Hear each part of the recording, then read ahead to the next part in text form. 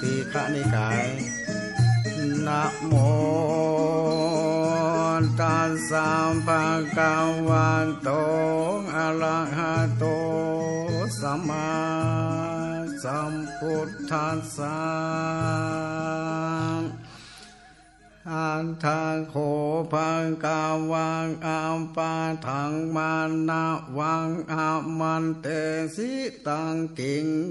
มันยานสิอัมปันทาอิทาคาเตยะกุมาโลภามานังกัญจายะสัทธิสังวาสังกัมเปยันเตสังวาละมันตายาปุนเตเยจานเยทานโยโภคันติยะกุมาเลภามานัจจายะปุตโตอาปุปันโนอาปิโนโสภะเพธามภมมะเนโสอาสะนังวังอุนตากังวาติลำดำธรรมันเตสนางอัมปันธาสูตรผูกทวนสองกล่าวตามพระบาลีอ่านมาในพระสูตรนี้ว่าอันทะโคพังกาวาในกาลนั้นสัมปัญโยภาปุณฑะเจ้าจริงกาวาดูลางอามปานทาท่านใส่ใจเป็นสันใดขันติยะกุมันอันเมตในโลกนี้ได้อยู่กินนอนกำนางพามนากัญญาสลายการอยู่กรรมกันอันผู้กาละตั้งสองนั้นแล้วจริงเกิดมีลูกเขินก็อ่านว่าลูกกันเกิดจากพามนากัญญากามตังคาติยะกุมารนั้นจักสมควรใดที่นั่งเลือว่าน้ำในหมู่พามตังหลายอันจะเลือปันธามานาว่าไว้ว่ายังควรได้อยู่แลว่าอันพระพุทธเจ้าก็จริงทำไปแถมเล่าว่าหมู่พามตังหลายยังจากเรียกเขาเหือได้กินได้บลาภกในการกินเลี้ยงเพื่อผู้ตายก็ดีในการตามบังกลกรรมก็ดีในการปูจาสังการละการตามยันพิธีก็ดีในการเลี้ยงแข่งก็ดียังได้กินได้บวลลาภกตัวรู้ว่าบ่ได้กินตัวนั้นจะเลออามปันธามานาวะไว้ว่าอันกวนหือเขาได้กินบวลลาภกจานแลมพามปุณฑะเจ้าทำไปแถมเล่าว่าหมู่พามยังกวนบอกมนสอนมนแก่เขาอันจาหรืออามปานธามานาวะไว้ว่ายังควรบอกและสอนเขาอยู่จาแลพามปุณท่านเจ้าถามว่าเขายังถูกห้ามกิจกันในแม่หญิงตั้งหลายพ่องก่ออามปานทะมานาวะก็ไว้ว่าเขาบอกเปิงกวนเจ้าถูกห้ามแต่แลมพระพุทธเจ้าจริงทำเล่าว่าเขาควรจังได้รับอุตสา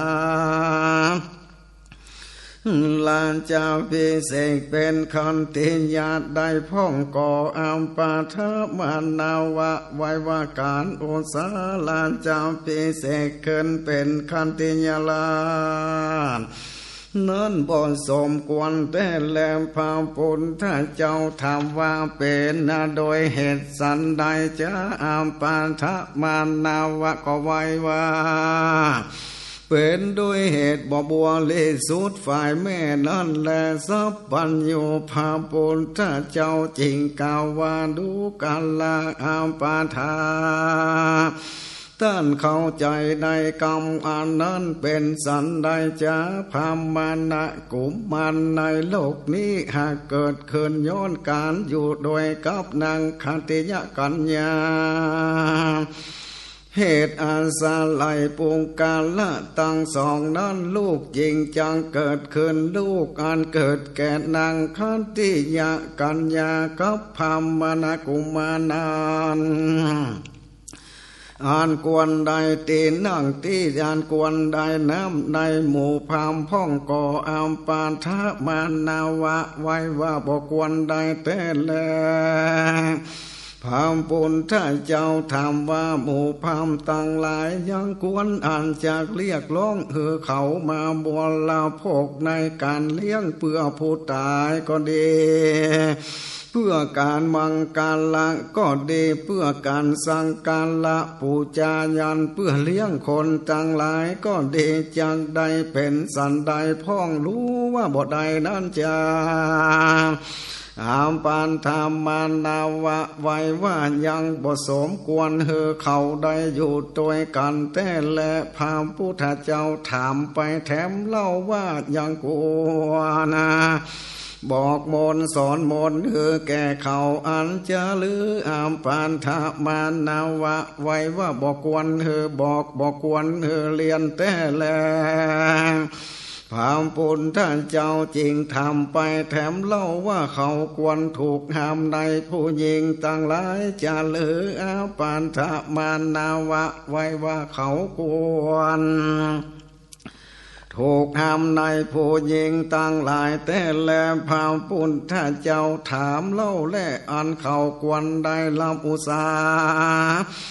ลานจาพิเศษเป็นขันติยาลาดใดบทได้ดังเลออามปัฏฐมานาวะไว้ว่าเขา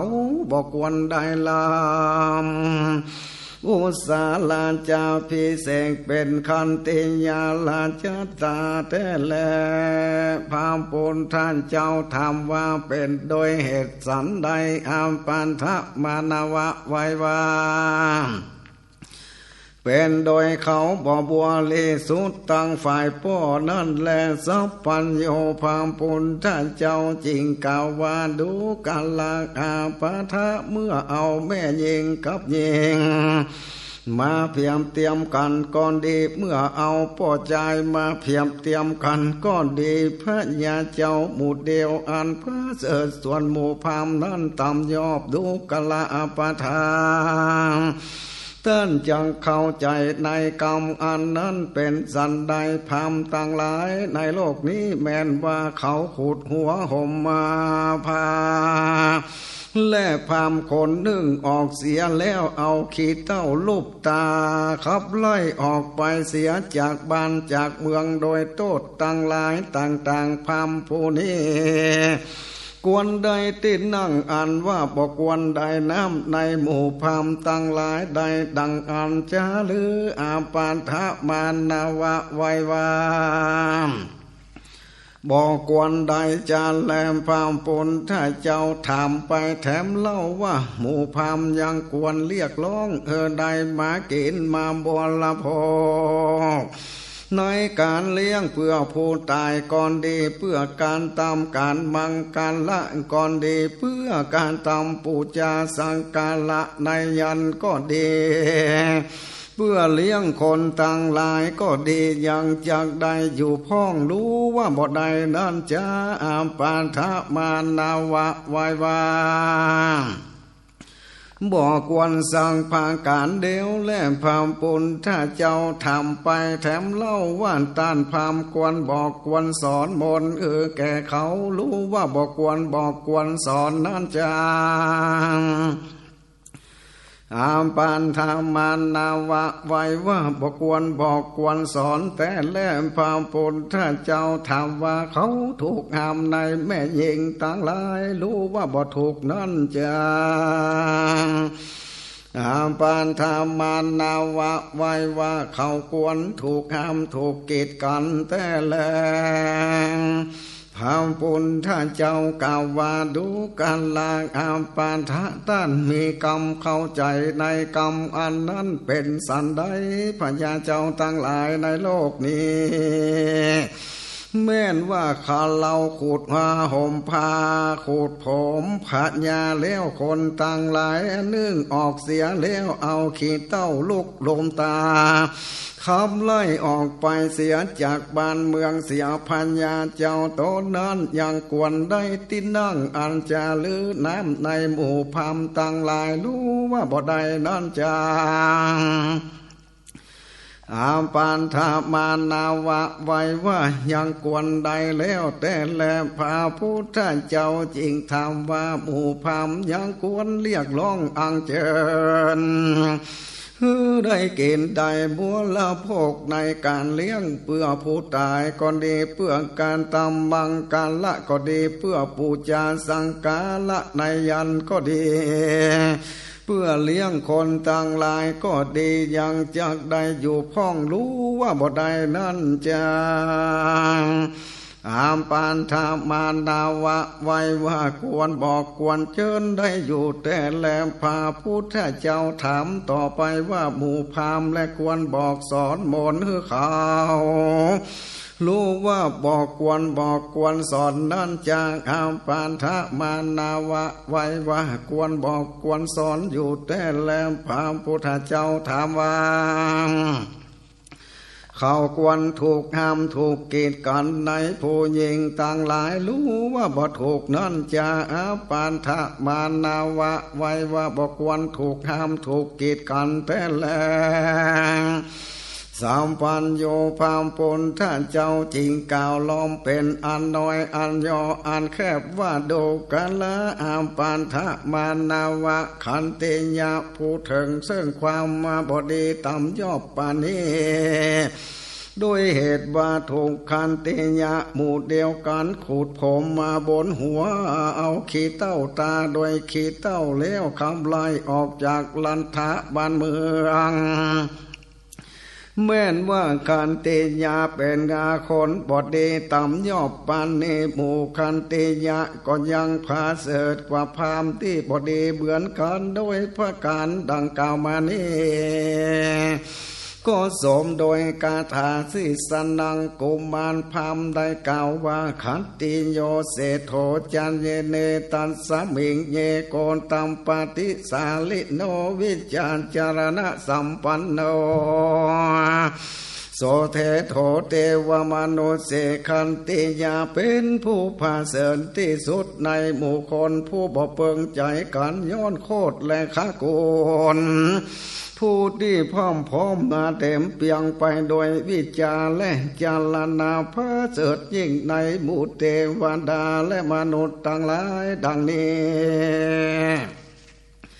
ดูลางอามปานทางก็การทานที่ตาทางการตะกล่าวมานี้สนังกุมารพามก็ขับลองและถูกวางเป็นสุภาษิตบ่เพนประกอบไปโดยพโยชนะบ่ใจบ่ประกอบโดยพโยชนะตถาคตหันโดยตามนี้ถ้าจะเรากล่าวเราก็จังกล่าวสันเดียวกับสันดังกุมารพามกล่าวเหมือนกันนั่นแหละอาปานธามานาวะไว้ธรรมว่าคานแด่พังโกนตามมาตนพระเสริญคืออันว่าอาจาลานะนั้นมันเป็นจะได้จางอันว่าเวงจานั้นมันเป็นจันใดจาพระพุทธเจ้ากล่าวว่าดูกะลาอาปาทะในวิจาสัมปติจารณะสัมปติจารณะสัมปติคือคุณพระธรรมอันยิ่งเขากล่าวอ้างถึงจาติเจือโคตรเงาคากูลและบอกอ้างโดยมานะถือตัวว่าตานควรแก่เราหรือว่าบอกควรแก่เราดังนี้อาวาหะมังกาลาวิวาหะมังกาลาหรือรู้ว่าอาวาหะวิวาหะมังกาละมีในที่ใดคนต่างหลาย อันอยู่จุ่มนมที่นั้นมังจังฟู่โอการอ่างเถิงจ้าเจื้อคาโกนก็มีอ่างเถิงโคตรเงาก็มีอ่างเถิงอามานะอันถือตนถือตัวก็มีแลวงการละหมู่ใดยังคล้องยังอยู่โดยการอันอ้างเถิงจ้าเจื้อโคตรเงาคากูลอ้างเถิงมานะถือตัวเรือยังเกี่ยวข้องโดยอาวาหะวิวาหะมังกลาคนทั้งหลายฝูงนั้นเจอว่ายังไกลจากวิจาสัมปาติแลนจารณะสัมปาติอันเป็นคุณธรรมอันยิ่งกันก็ตามฮือแจ้งซึ่งวิจาสัมปาติจารณะสัมปาติอันเป็นคุณธรรมอันยิ่งย่อมมีได้โดยอันเลิกลาการอาล้องเกี่ยวที่จ้างฟูดแลนจ้างเถิงมานะถือตัวและการเกี่ยวข้องโดยอวหะวิวาหะมังกละนั่นแลอาปานธรรมานาวะซ้ำไว้ถามแถมเล่าว่าข้าได้พาโกนตามมานตนพระเสริญจารณะนั้นเป็นสันใดวิจานั้นเป็นสันใดพระพุทธเจ้าจริงตอบว่าดูกันละอาปานทะตาถาการตาอุปาติขึ้นมาในโลกนี้เป็นพระอรหันตาตาลัดลู่โดยจอบคนเดียวปาลิปุณนาโดยวิจาและจาลนาเป็นผู้ไปดีแล้วลู่แจงยังโลกเป็นนายสารถีฝึกหัดปูเลสะที่ควรฝึกดีบ่มีผู้อื่นผู้ใดจักยิ่งไปกว่าเป็นครูของเทวดาและมนุษย์ทั้งหลายเป็นผู้เบิกบานแล้วเป็นผู้จำแนกแจกธรรมตาทางการตานั้นได้การตามโลกนี้พร้อมตั้งเทวโลกมารโลกพรหมโลกเธอแจมแจงโดยปัญญาอันยิ่งของตนแล้วก่อนสั่งสอนบุคคลพร้อมตั้งสมณพราหมณ์เทวดาและมนุษย์เธอได้รู้โดยเทศนาธรรมมีคุณอันงามในเบื้องต้นในตั้มกลางและในที่สุดแล้วก่อนสำแดงพรหมจาริยาพร้อมตั้งอัฏฐะและพยัญชนะบัวลิสุดบัวละมวลบ่มีเหลือก้างหามปาติบุตรก้างหามปาติบอกว่าผู้เกิดในคากุลใดก็ย่อมฟังธรรมอันนั้นการฟังแล้วก็เกิดศรัทธาเชื่อสายในต้านทางการตาเมื่อเกิดเชื่อสายแล้วย่อมรู้หันแจ้งทีว่าการอยู่เป็นคารวะยาวเลือนเป็นอันกรรมเกณฑ์เป็นที่มาแห่งฝุ่นโทเลและการบวชเป็นหนทางอันเป็นการอันผู้กาละอยู่บ้านอยู่เอือนแล้วปฏิบัติพรหมจริยาวานาเฮือบัวเลสุเต็มเปียงส่วนเดียวปาดุจะดังสั่งอันคัดสีเลี้ยวอันปุกาละอันตั้งหลายหากกระทำได้ยากจากเธอดีเล่าเปิงขูดหัวขูดหนวดแล้วนุ่งผ้าย้อมฝานออกบวชเป็นปามปาจิตาเธอได้สมัยกาละต่อมาเขาก็มาละโภกาสัมปาติและสังกายานสังขายาติน้อยใหญ่ขูดผมขูดหนวดและนุ่งห่มผ้าย้อมฝาดออกบวชเป็นปาปาจิตะเมื่อบวชแล้วก็สำรวมละวังในปาติโมกข์พร่ำพร้อมโดยจาริยาวัดอันงามและโกนจาละมีปังกาติหันภัยหันโทษอันน้อยใหญ่สมทานศึกษาและตั้งอยู่ในสิกขาบทตั้งหลายประกอบโดยกายกรรมวจีกรรมอันเป็นกุศลเลี้ยงชีวิตอยู่โดยอาชีวะอันบัวลิสุดบัวละมวลด้วยศีลป้องกันตาวันในอินทรีย์ตั้งหลายประกอบโดยสติสัมปชัญญะเป็นผู้สาธุอาทิตย์ทีต่อใจในสิ่งที่มีอยู่และดูกลาง ป้านทางภิกขุที่เถิงพร้อมโดยศีลเป็นสันใดจาคือภิกขุในธรรมวินัยนี้ละการคาสานาเว้นขาดจากการฆ่าสัตว์วางตันดะไว้แล้ววางสัตราเสียแล้วมีกรรมอินดูมีกรรมคูนาหวังได้เกิดพายุจะนาแก่สันทั้งหลายทั้งมวลนาเป็นศีลของภิกขุปาการหนึ่งภิกขุละการถือเอาสัมปติสิ่งของอันเจ้าของบ่ได้ปันและเว้นขาดจากการลักสิ่งของรับเอาแต่สิ่งของที่เพื่อนเพื่อนปันบอกกันตามตนเป็นโจรเป็นผู้บริสุทธิ์มนโจทย์แม่นว่าข้อนี้ก็เป็นศีลของภิกขุประการหนึ่งภิกขุละกรรมอันนั้นเป็นข้าศึกพรหมจาริยาปฏิบัติพรหมจิตจาริยาปฏิบัติห่างไกลจากเมถุนธรรมอันเป็นเกณฑ์ของเจ้าบ้านแม่นข้อนี้ก็เป็นศีลของภิกขุประการหนึ่งภิกขุละจากการกล่าวกรรมลายเว้นจากการกล่าวกรรมลายฟู้โอแต่กรรมแต่กรรมจริงตะลงไว้แต่สัจจะมีถ้อยกรรมเป็นปัตฐานและก็ควรเชื่ออันใดก็บ่ลวงโลกแม่นข้อนี้เป็นศีลภิกขุประการหนึ่งภิกขุละกรรมสนสอคือว่าฟังกรรมต่างนี้แล้วไปเล่าต่างปูนฟังเพื่อคนหมู่นี้แตกแยกเสียกันก็ดีบ่อันก็ฟังจากต่างนั้นแล้วเอามาเล่าต่างนี้เพื่อคนหมู่ฝูงแตกแยกเสียกันก็ดีเชื่อแต่การพิษกันก็ดีต่อยกันตีกันก็ดีกำนาหนุนช่วยเหลือคนที่พร้อมเพียงกันแล้วก็ดีมวลนั้นในคนที่พร้อมเพียงกันก็ดีแม่นข้อนี้ก็เป็นศีลของภิกขุประการหนึ่งภิกขุละกรรมหยาบมากรรมร้ายกล่าวกรรมหาโทษบอดได้มวนหูและม่วนใจเป็นเหตุเป็นที่หลังแก่เจ้าบ้านเจ้าเมืองคนต่างหลายละไข่พอใจแม่นข้อนี้ก็เป็นศีลของภิกขุประการหนึ่งภิกขุละกรรมสัมปาละวาจาอันหาแก่นบอดได้เว้นขาดจากกรรมอันนั้นเสียอูฟูแลเหมาะกาละเวลาอูแต่สัจจะมีเหตุมีผลอิงอัฏฐะอิงธรรมอิงพระวินัยและอู้ฟู่แต่กรรมที่มีลักมีแก่นที่อันอ้างที่มีกำหนดประกอบไปโดยสาระตามกาลเวลาอันสมควร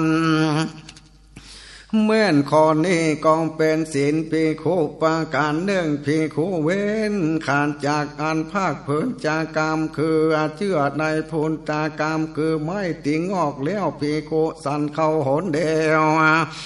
เว้นจากการสั่นเข้าในเวลาวิการเว้นจากสั่นเข้าในเวลาวิการภิกขุเว้นขาดจากการฟ้อนลำขับร้องแห่เครื่องดนตรี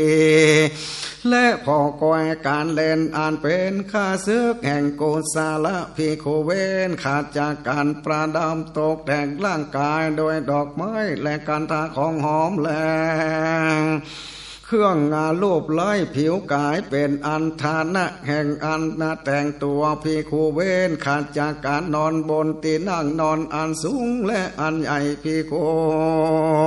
เว้นขาดจากการลับเอาคำและเงินภิกขุเว้นจากการลับเอาสันทหารก็อันดิบภิกขุเว้นขาดจากการลับชิ้นดิบภิกขุเว้นขาดจากการรับอาณาอิทินาลีและกุมาลีภิกขุเว้นขาดจากการรับเอาตาสีแลนตาสาภิกขุเว้นจากการรับเอาแปะแกะและภิกขุเว้นขาดจากการรับเอาไก่และสุกรภิกขุเว้นขาดจากรับเอาจ้างม้าวัวควายและลาภิกขุเว้นขาดจากการรับเอาไล่และนาที่ดินและภิกขุเว้นขาดจากการประกอบไปโดยตุนทกรรมและการยอมรับเอาใจผู้อื่นภิกขุเว้นจากการซื้อขาย พี่โคเว้นขาดจากการโลภกดนะเอางาตาจ้างตายอยและหลอกลวงโดยของปลอมแลกดเลี้ยวโดยเครื่องสวนและเครื่องวัดพี่โคเว้นจากการรับเอาศีลบนการนาหลอกการลวงและสัพปาลีเป็นกรรมพี่โคเว้นขาดจากการตัดบันนาฟันบันคาการใส่คือและกาจ้องจำตีต่อยลู่จริงป้นจี้และข่มขู่ฮือกลัวแม่นข้อนี้ก็เป็นศีลของพี่คู่ปาการเนื่องนับเป็นจุลศีลคือว่าศีลอย่างน้อยแล้วพี่คงเว้นขาดจากการพากเพลินจากกรรมพุนตกรรมเป็นดังสมณพราหมณ์บางจำพวกสันโพจนาติเพื่อนเฮือโดยศรัทธาแล้วยังไปการตามการหลอกงานหลอนเพื่อจากกรรมและผลทางกรรมเพื่อจากอันเกิดแต่เงาเพื่อจากอันเกิดแต่ลำต้นปีจากอันเกิดแต่ลูกแต่ผลปีจากอันเกิดแก่ยอดพิจารอันเกินแต่เม็ดเป็นอันทวนหาแม่นข้อนี้ก็เป็นศีลของภิกขุประการหนึ่งภิกขุเว้นการจากการบริโภคยังของที่เก็บสั่งสมไว้เหมือนดังสมณพราหมณ์จำพวกที่สันโภชนาที่เปื้อนเหือโดยศรัทธาแล้วยังการตามการบวรโภคของที่เก็บสั่งสมไว้คือสั่งสมข้าวสั่งสมน้ำสมผ้าและสมยานปางหานะสั่งสมที่นอนและสั่งสมรูปไล้และสั่งสมกันท่าของหอมสั่งสมอาเมสะแม่นข้อนี้ก็เป็นศีลของภิกขุประการหนึ่งพี่คงเว้นจากการขอการกอยและการเล่นอันเป็นคาเสือแก่งกุศลเหมือนดังสมณพราหมณ์จำพวกสันโพจนาที่เปื้อนเหือโดยราศธาแล้วยังคงควายไปพอไปกวยการเล่นอันเป็นข้าศึกแห่งโกศละคือการฟ้อนการขับการร้องและการแห่นแห่มโหฬารศพมีการลำเป็นต้นการเล่านิยายใส่การเล่านิยายใส่เจียการเล่นตลบมือและการเล่นปุกผีและการเล่นตีกองอาภากังมีรูปบ้านรูปเมืองอันวิจินตลาการเล่นของคนจะนานการเล่นไม่สูงการเล่นหน้าศพซากคนตายการโจรจ้างโจรม้าโจรควายและโจรงัวโจรแปะโจรแกะและโจรไก่ลับนกปตาลำมาหาเม็ดลำค้อนตีละกุยและการเล่นปั้มเม็กเด็กการลบการเลียบหอและปนนิกายการจันขบวนทัพและกองทัพแม่นข้อนี้ก็เป็นศีลของภิกขุประการหนึ่งพี่คงเว้นจากการคงควายเล่นการปันทนันกันและเป็นที่ตั้งแห่งความประมาทเหมือนสมณพราหมณ์จำพวกอันสันโภชนาที่เปื่อนเหือตานด้วยศรัทธาแล้วยังคงควายเล่นการปันทนันอันเป็นที่ตั้งแห่งความประมาทคือว่าเล่นหมากลูกแถวแปดตาแถวสิตาเล่นหมากเก็บหมากแก้วเล่นหมากไหวและเล่นหงบ่วงเล่นไม้ปีเล่นกำตายและเล่นเป่าใบไม้เล่นไถน้อยเล่นปิกกระดิกตีลังกาเล่นพัดมนเล่นตักสายเล่นลดน้อยเล่นธนูน้อยเล่นเขียนตายการและเล่นตายใจเล่นเป็นเหมือนดังคนเสียองค์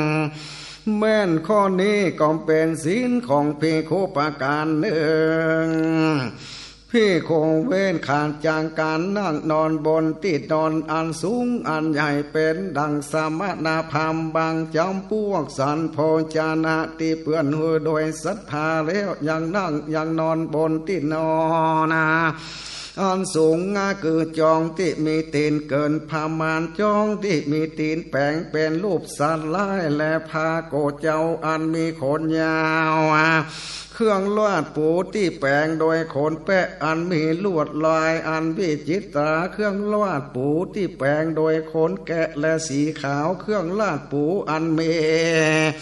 สันทานเป็นยอดดอกไม้เครื่องลาดปูที่ยัดโดยนุ่นงิ้วอยู่ภายในเครื่องลาดปูที่สร้างแปลงโดยขนแกะอันมีวิจิตราโดยลมและสันไล่เมลาจะสีและเสือโค้งเป็นเตอตนเครื่องปูลาดโดยขนแปะอันมีขนตั้งคืนเครื่องลาดโดยขนแกะอันมีขนตั้งลง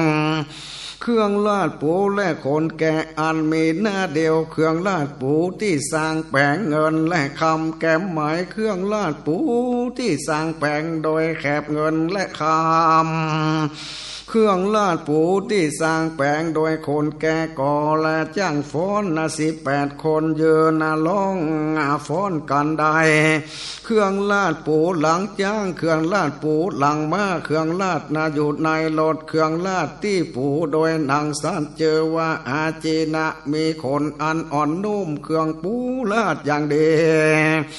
ที่สร้างแปลงโดยหนังเห็นเครื่องลาดปูอันพิดานถึงเครื่องลาดปูอันมีหมอนคางแม่นข้อนี้ก็เป็นศีลของภิกขุประการหนึ่งภิกขุเว้นกาขาดจากการประดับตกแต่งร่างกายอันเป็นฐานถึงการแต่งตัวเป็นดังสมณพราหมณ์บางจำพวกสารโภชนะที่เพื่อนหือตันโดยศรัทธาแล้วยังคงขวายประดับร่างกายอันเป็นฐานแต่งตัวคือว่าการอบตัวการนวดและฟ้อนอวัยวะอาบน้ำและอบน้ำหอมการนวดฟ้อนการแยงแหวนการเต้มตาและการเน็บดอกไม้การไล่ลานตาผิวกายการตาแป้งและตาปากการประดับโดยแม้วใส่แขนแหวนใส่กอยงานการบ่เอาไม้เต้ากำพาละดาบมีดและจ้องอันประดับโดยลวดลายมีวิจิและมาจ้อยกันใส่ขอบหน้าและปักปิ่นจ้อยวิธีและแปลงโดยขนสัตว์นุ่งห่มผ้าอันมีตีนมีซึ่งมันเป็นข้อนี้ก็เป็นศีลของภิกขุประการหนึ่งภิกขุเว้นขาดจากตีลสานกถาเป็นดังสามารถนาพามบางจำพวกสันโพจนาตีเพื่อนเหือโดยศรัทธาแล้วยังผาสลายโดยตีลสานกถาคือยังอู้ฟูถึงพาถึงพระราชาเรื่องโจรเรื่องมหาอามาตย์และเรื่องงากองทัพเรื่องพยาเรื่องเขาเรื่องน้ำเรื่องผ้าและตีนอนเรื่องดอกไม้เรื่องของหอมเรื่องยาติกาวงศาเรื่องยานปาหานะเรื่องบานเรื่องเนโคมเรื่องนากรเรื่องจานนาโบทเรื่องแม่ยิงเรื่องป่อจายเรื่องคนกล้าและคนเก่งเรื่องสลองซอกหวยและเรื่องต้านน้ำเรื่องคนที่ตายไปแล้วเรื่องก้อมเรื่องย่อยเรื่องโลกเรื่องทะเลเรื่องความพุทธิจำเริญและเรื่องความเสื่อมสูญโดยเหตุนั้นแม่นข้อนี้ก็เป็นศีลของภิกขุประการหนึ่งเพ่งคงเว้นขาดจางการอันกล่าวถอยกรรมมาแก่งแย่งอวดดีซึ่งกันและกันเหมือนดังสมณพราหมณ์บางจำพวกสันโพจนาที่เพื่อนตานด้วยศรัทธาแล้วยังกล่าวถอยกรรมแก่งแย่งอวดดีซึ่งกันและกันเป็นต้นกล่าวว่าท่านบ่รู้ภาวะพระธรรมพระวินัยเสียงขานี้รู้เสียงตั้งหมดแล้วท่านก็ยังรู้เสียงในพระธรรมพระวินัยนี้ใดจะใดท่านปฏิบัติผิดข้าปฏิบัติถูกถอยกรรมฟู่ของข้าเป็นประโยชนะส่วนของท่านหาประโยชนะบ่ได้กรรมที่ท่านควรกล่าวก่อนท่านป่วยกล่าวในภายหลังกรรมที่ควรกล่าวในภายหลังท่านป่วยกล่าวเสียก่อนข้อนี้ท่านเคยชนะนานมาป่วยผันแผลไปเสียแล้วข้ายับผิดในวันตะของท่านได้แล้วข้าข่มกดท่านได้แล้วท่านจงถอนถอยวาตะอนันเสียเตอแม่นข้อนี้ ก็เป็นศีลของภิกขุประการเนื่องภิกขุเว้นขาดจากการกล่าวกรรมไล่และกล่าวกรรมเรียบเคียงเป็นดังสามณพรรมบางจอมพวกสันโพจนะที่เปื้อนเหือโดยศรัทธาแล้วยังกล่าวล่วงลายและกล่าวกรรมลดแล้ว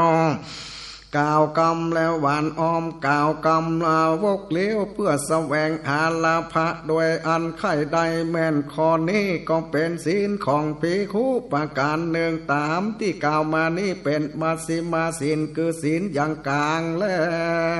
ว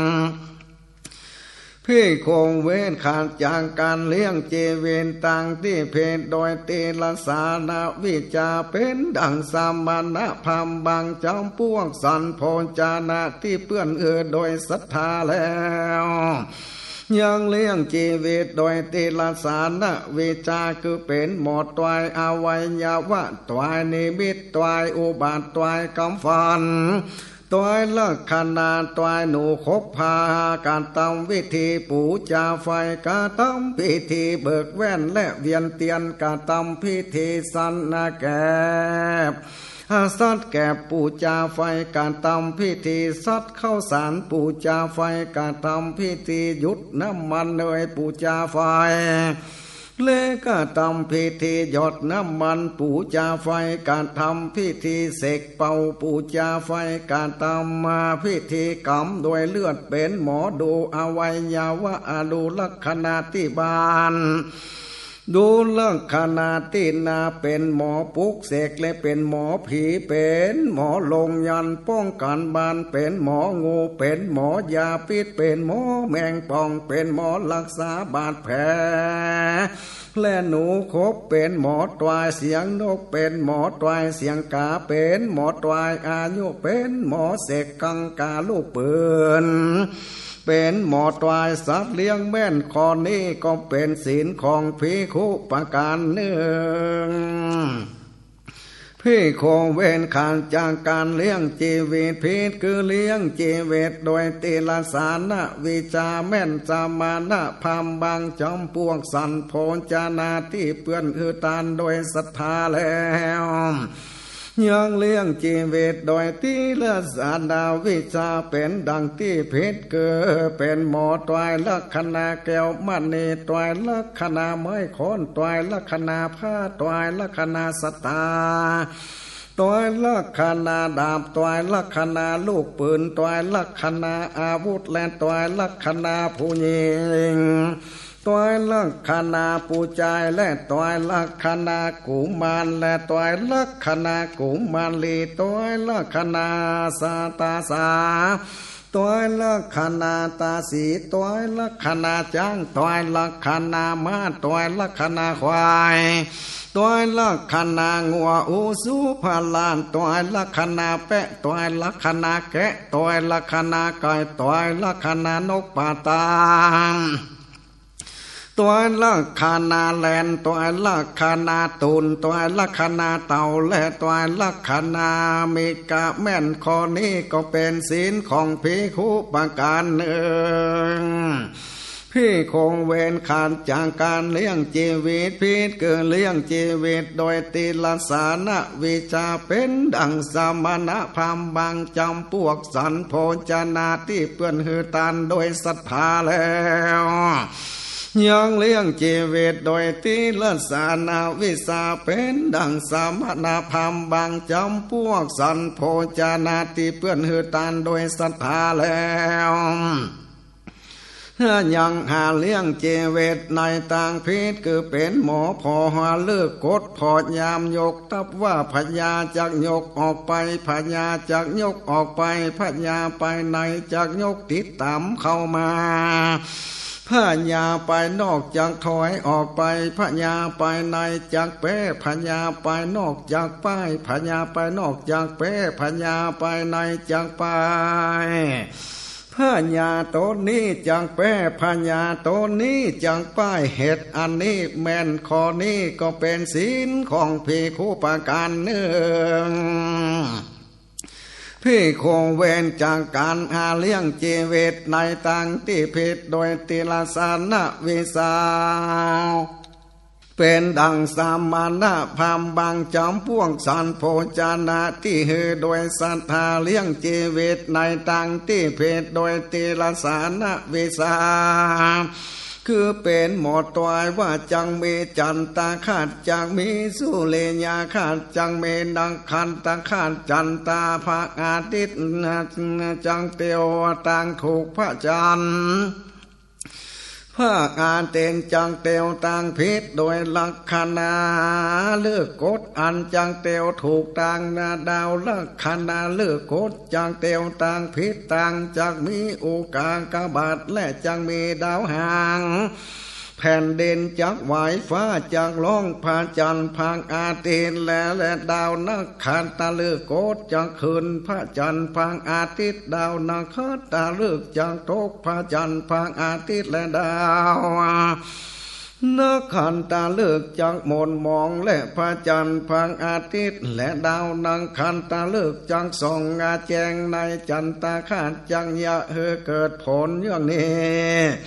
สุริยาขันจังยะเฮเกิดผลอย่างนี้ดังตานักขันตาขันจังยะเฮเกิดผลอย่างนี้เมื่อพระจันทร์พังอาทิตย์เตียวถูกต่าง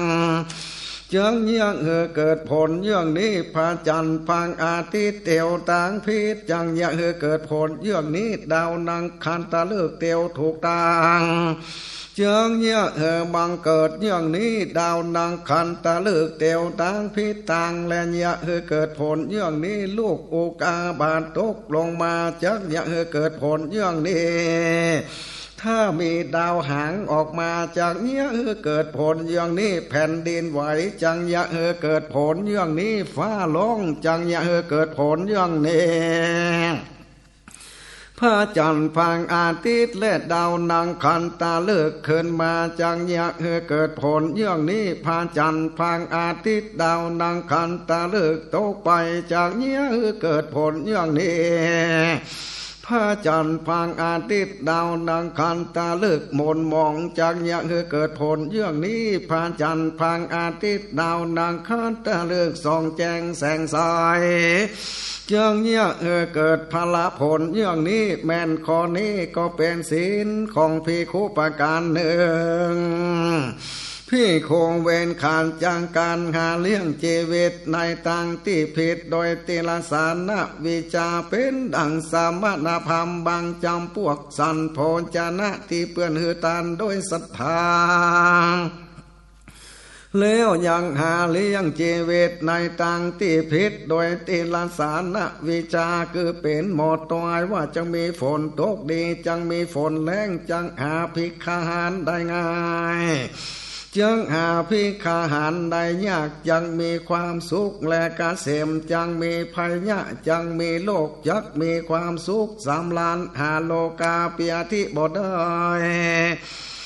รู้เลยว่านับคะแนนนับสังรวมแต่กาบแลโลกากันตะสันตาแม่นข้อนี้เป็นศีลของภิกขุประการหนึ่ง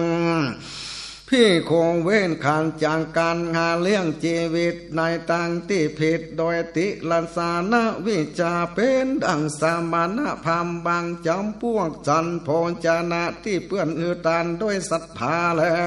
วยังหาเลี้ยงชีวิตในตังที่ผิดโดยติลันสานะวิจาคือเป็นหมอหรือว่าอาวาหะมังกาลาเลือวิวางหะมังกาลาดูเลิกหาวันหัวเลี้ยงหมอนดูเลิกจังเลิกล้างกันดูเลิกเก็บเข้าของเงินคำดูเลิกจ่ายเข้าของเงินคำดูโจกดีดูเคาะไล่เฮือยารักษาตาลังกะกามพะเป่ามนเฮือลิ้นกระดังเป่ามนเฮือกลางแข็งเป่ามนฮือมือสั่นเป่ามนฮือหูได้ยินเสียงอันใดเป็นหมอส่องแว่นเป็นหมอเขาแม่หญิงสาวเป็นผีที่นั่งปูจาสังกาละพางอาทิตย์ปูจาสังกาละเต้ามหาพรหมเป่ามนผูไฟและกระทำพิธีหาควร เมื่อนข้อนี้ก็เป็นศีลของภิกขุและภิกขุเว้นขาดจากการเลี้ยงชีวิตในทางที่ผิดโดยติลสานวิจาเป็นดังสามณพราหมณ์บางจำพวกสันโพจนะที่เปื้อนเหือโดยศรัทธาแล้วยังหาเลี้ยงชีวิตในทางที่ผิดโดยติลสานวิจาคือกาทำวิธีบักบนการทำวิธีแก้บนเป่ามนไล่ผีสอนบนป้องกันกังกาบานจ้องกระทำกระเทยคือปิดขึ้นเป็นผู้ชายก็ทำผู้ใจเป็นกะเทยกะทำพิธีแปลงเลือนกะทำพิธีสังกาละปูจาเจ้าที่ผู้น้ำมนต์หดน้ำมนต์กะทำพิธีสร้างยา